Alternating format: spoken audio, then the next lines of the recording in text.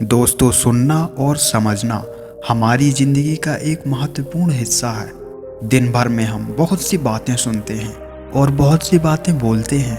प्रेरणादायक वीडियो देखते हैं, वीडियो में बताई गई बारीक से बारीक बात को समझते हैं। अलग अलग लोगों की सुनने की क्षमता अलग अलग होती है। कोई बात को सिर्फ सुनता है तो कोई बात को गहराई से सुनता और समझता है। आज की ये कहानी इसी सुनने समझने पर आधारित है। यह कहानी आपको जीवन में आपके कार्य क्षेत्र में लीडर बनने में आपकी मदद करेगी। तो चलिए शुरू करते हैं। राजा महाराजाओं का दौर जब चल रहा था, तब राजा के पुत्रों को राज सिंहासन पर बैठाने से पहले उसे उस लायक बनाना होता था। उस समय बड़ी बड़ी स्कूल या कोई डिप्लोमा कॉलेज तो होते नहीं थे जहां जाकर वे यह सब चीजें सीख पाते। उस दौर में अनुभवी गुरुओं द्वारा राजकुमारों को वह शिक्षा दी जाती थी जो उनके अपने भविष्य में काफी जरूरी और महत्वपूर्ण साबित होती थी। एक बार एक राजा को जब अपने पुत्र को राज आसन पर बिठाने की सूझी, तब उस महाराज ने अपने पुत्र को उसके लायक बनाने के लिए एक जैन मास्टर के पास भेज दिया। मास्टर ने राजकुमार को कुछ दिनों तक तो अपने पास रखा और बाद में 1 साल के लिए राजकुमार को जंगल में जाकर रहने का आदेश दिया। राजकुमार मास्टर के आदेश अनुसार जंगल में रहने के लिए चला गया। अपने राज्य में ऐशो आराम की जिंदगी जी रहा राजकुमार शुरू के कुछ महीने तो बड़ी तकलीफ में जंगल में रहा। बाद में उसे धीरे धीरे उसे जंगल की आदत हो गई। वो सहजता से उस जंगल में रहने लगा और जंगल में होने वाली छोटी मोटी घटनाओं का अवलोकन करने लगा।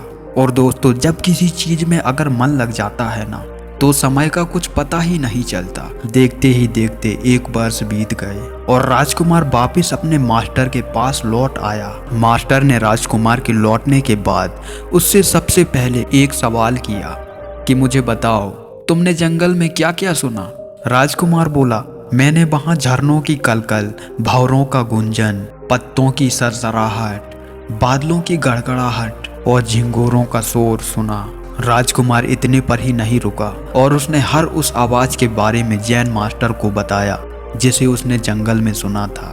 जैन मास्टर ने राजकुमार से पूछा, और क्या क्या सुना तुमने? राजकुमार बोला, मास्टर, मैंने आपको उन सभी आवाजों के बारे में बता दिया जो मैंने सुनी थी। मास्टर ने राजकुमार से कहा, ठीक है, तुम दोबारा उसी जंगल में जाओ और वहां से तभी वापस लौट कर आना जब तुम्हें पहले सुनी आवाजों के अलावा कुछ नई आवाजें सुनाई दे। पूरा 1 साल जंगल में बिताने के बाद राजकुमार यह सोच रहा था कि अब उसे अपने राज्य में वापस जाने के लिए मिलेगा, लेकिन मास्टर ने उसे फिर से वहीं जाने का आदेश दिया। बेमन से राजकुमार फिर से उसी जंगल में वापस लौट गया। कुछ दिनों तक राजकुमार को कोई नई आवाज सुनाई नहीं दे रही थी। वह जो भी आवाज सुनता उसे लगता था यह आवाज तो वो कई बार सुन चुका है। फिर राजकुमार ज्यादा ध्यान देकर और पूरी तरह समर्पण से अपने आसपास की हर आवाज पर गौर करने लगा। धीरे धीरे राजकुमार को ऐसी ऐसी आवाजें सुनाई देने लगी जो उसने पहले जिंदगी में कभी नहीं सुनी थी।